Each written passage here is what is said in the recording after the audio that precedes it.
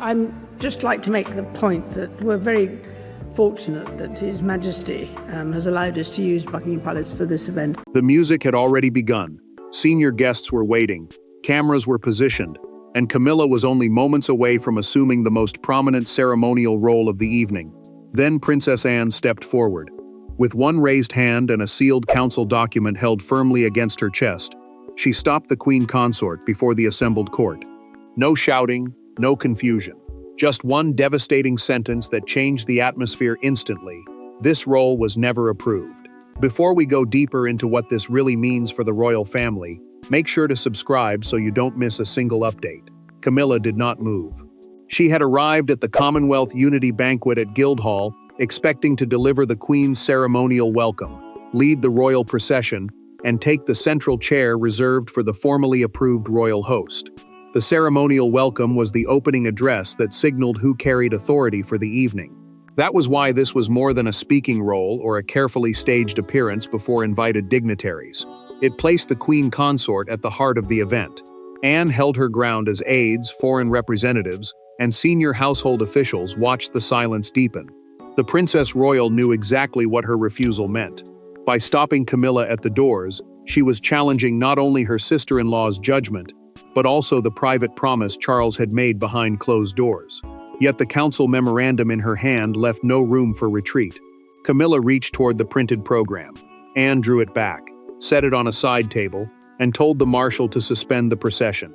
The Royal Council, the group required to approve major ceremonial duties, had never debated the appointment, never signed it, and never recorded Camilla as the evening's authorized host. Her name had simply appeared on the final program without the safeguard that protected the crown from personal ambition and private royal pressure. The change carried an even darker implication. An earlier order of ceremony named no presiding royal at all. Somewhere between the council review and the banquet, someone had altered the document and inserted Camilla's title. She stared at Anne with disbelief hardening into humiliation, while the woman blocking her understood that every witness would remember this moment. Charles received the message before he reached the corridor. The king was told the doors would remain closed until he made a choice: defend his wife's claim or protect the council process that gave royal authority its legitimacy. He slowed, knowing that either decision would wound someone he loved. But before Charles could make that choice, the private wounds carried by Anne and Camilla turned a procedural dispute into something painfully personal.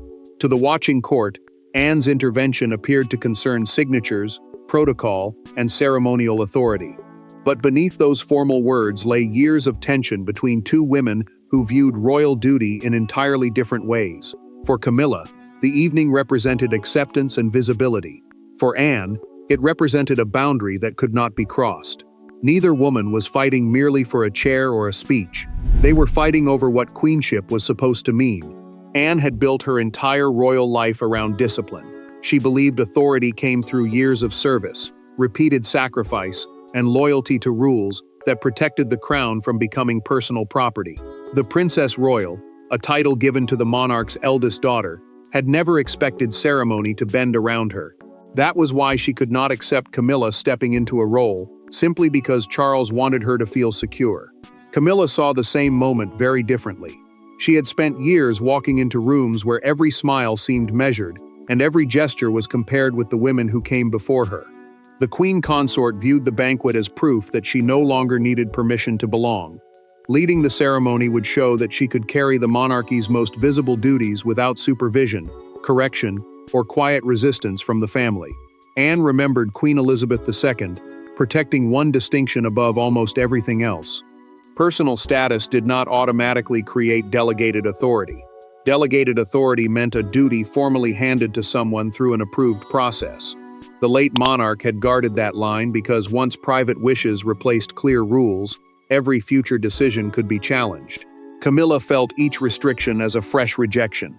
She believed some members of the family still treated her position as temporary, conditional, and somehow less real. Earlier that week, Charles had told her privately that she would be given the room to lead.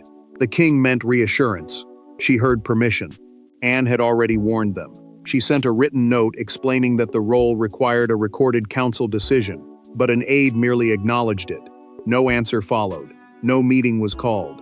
Silence became assumption, and assumption became the printed program now resting outside the closed doors.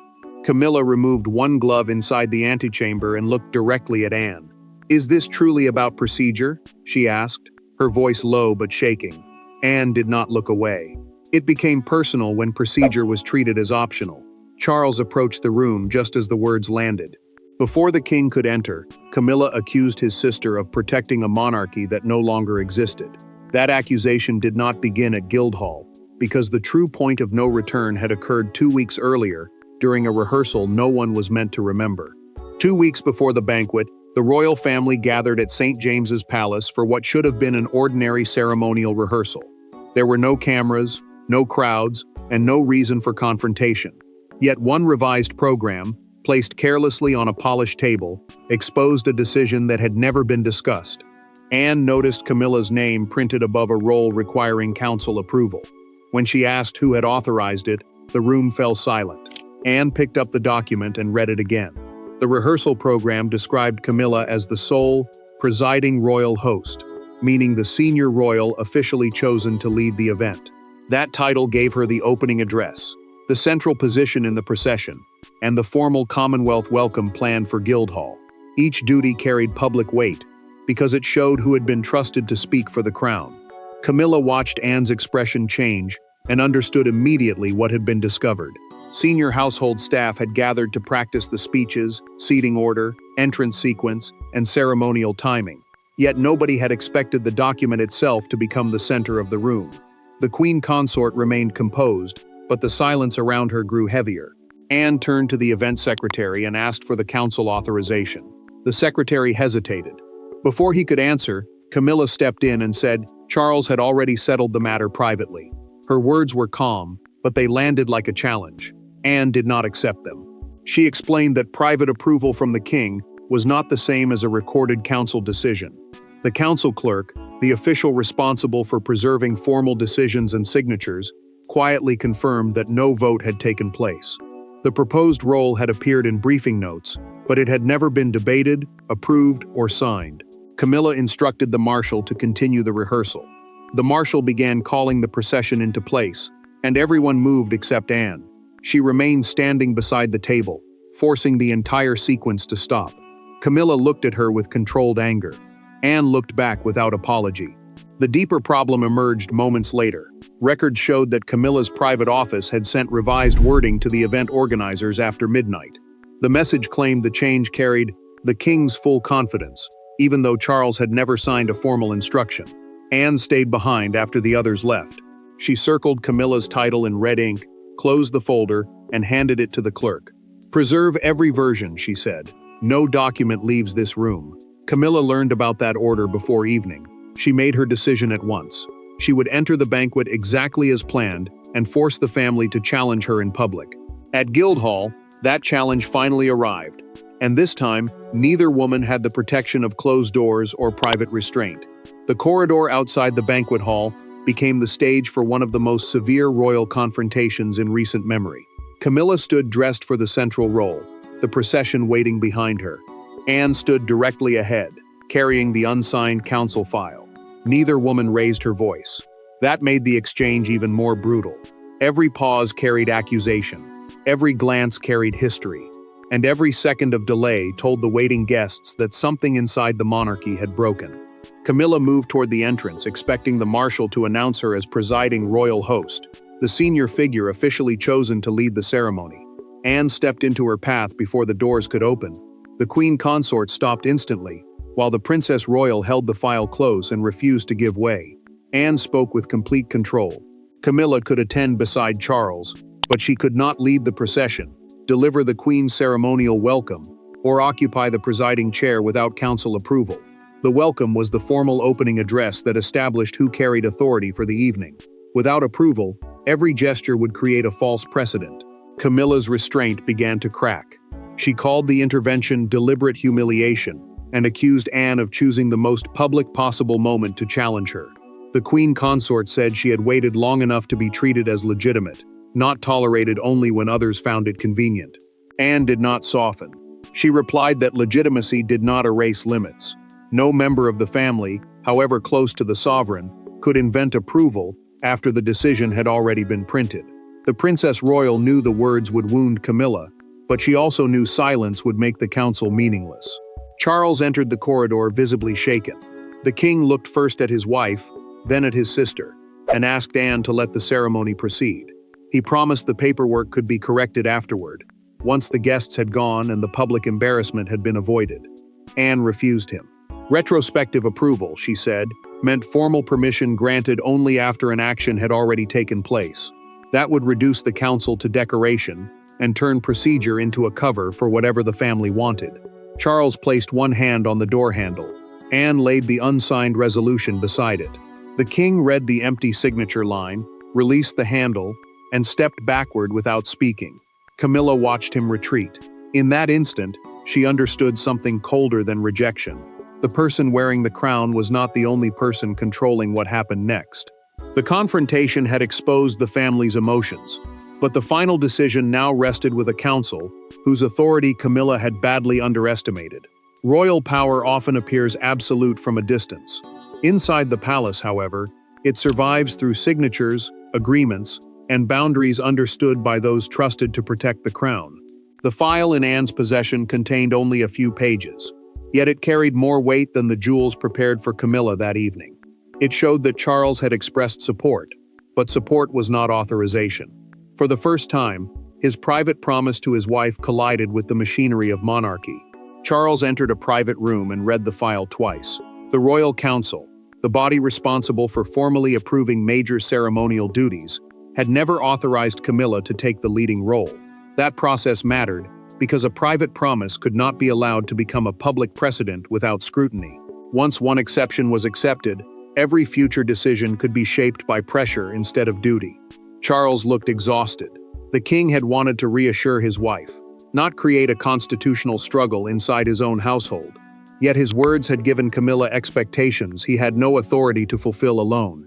He had told her she would be given room to lead. Now that reassurance had become the center of a crisis. Camilla waited outside the room, listening as officials discussed revised seating and a procession without her at its center.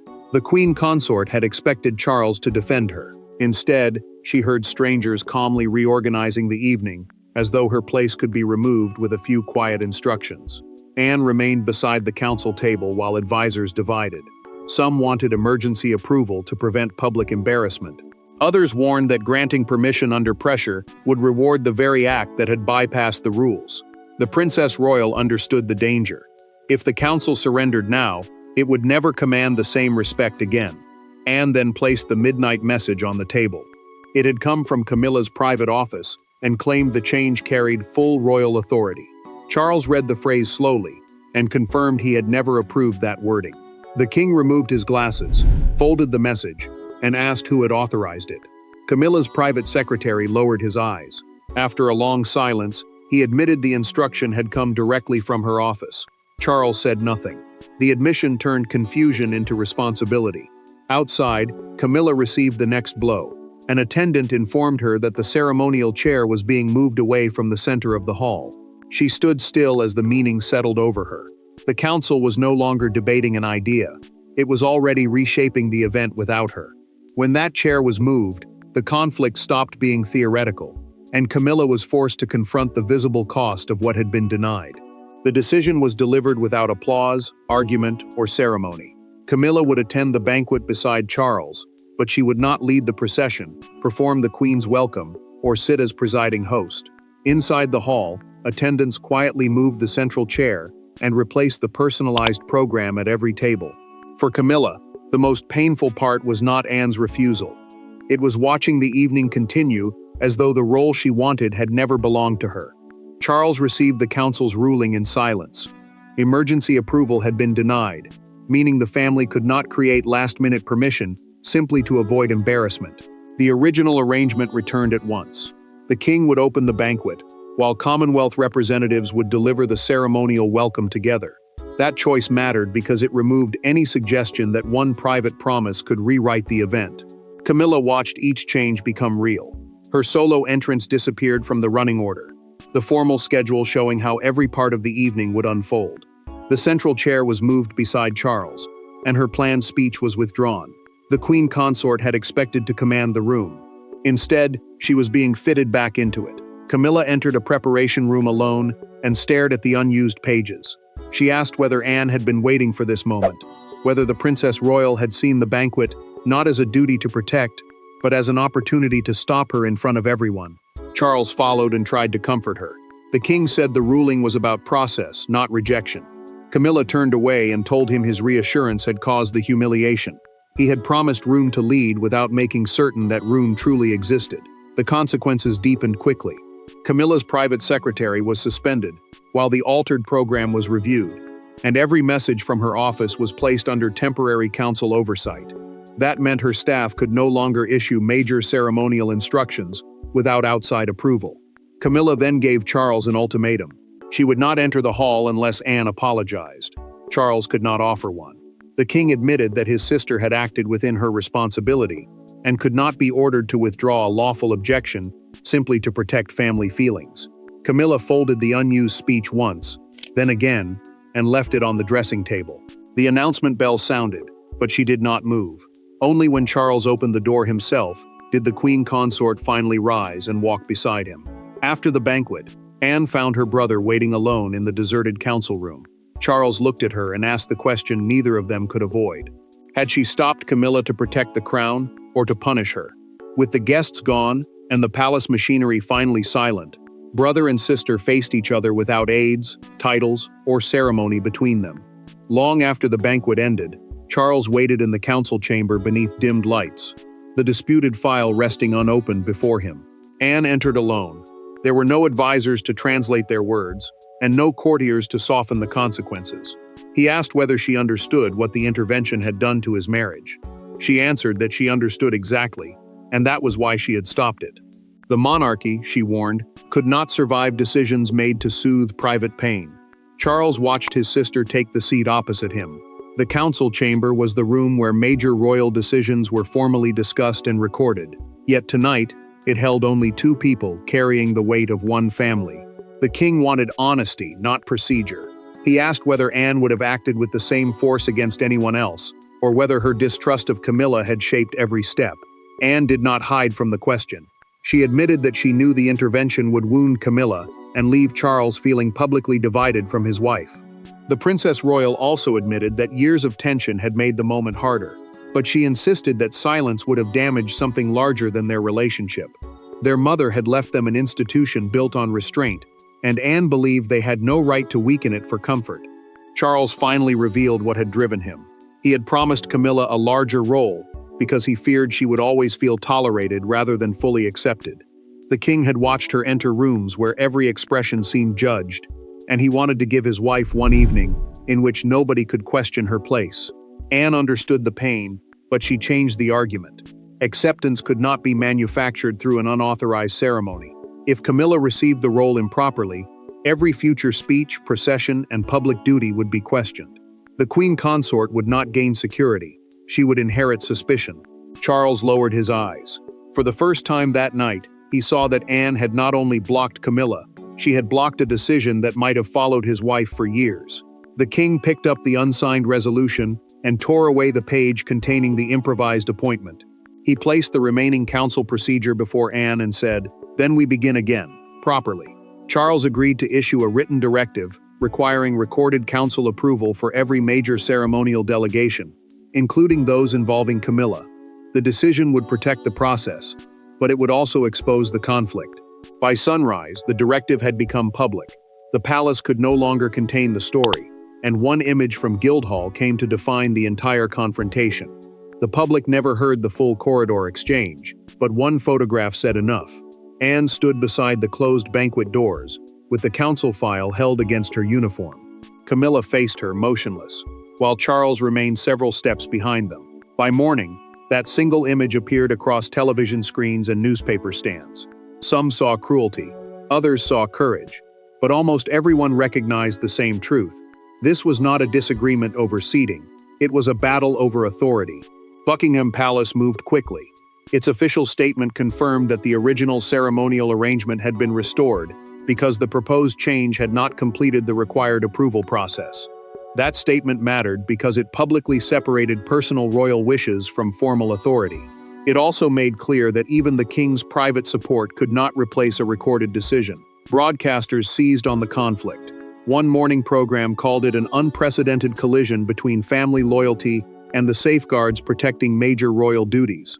Those safeguards were the formal checks used to stop private promises from quietly becoming permanent royal precedents. The language was careful, but the meaning was brutal.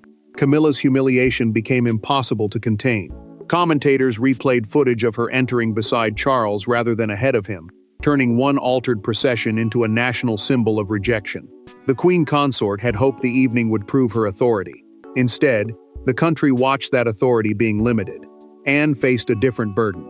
Praise arrived from viewers who believed she had defended royal discipline, while criticism accused her of embarrassing Camilla in public. The Princess Royal refused to respond. She knew that explaining herself would require exposing more of Charles's promise and more of his wife's role in changing the program. The London Chronicle captured the mood with a fictional front page dominated by Anne at the closed doors. Beneath the photograph ran 5 words: "The Princess Who Said No." The headline spread rapidly because it reduced a complicated royal dispute to one unforgettable act of refusal. Outside Buckingham Palace, a crowd gathered beneath the balcony as news screens repeated the story. When footage showed Anne arriving for her next engagement, applause rose from the pavement.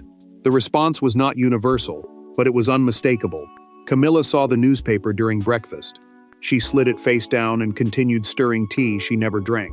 Across the table, Charles remained silent, knowing that every defense of Anne would wound his wife again. The monarchy now needed more than a statement. It had to decide whether Anne's intervention was disloyalty or protection. The final answer came not through another confrontation, but through the permanent decision Charles made about power, duty, and the limits of the crown. In the days that followed, Charles made the decision that brought the crisis to an end. He did not remove Camilla from public life, nor did he condemn Anne for blocking her path. Instead, he established a permanent rule.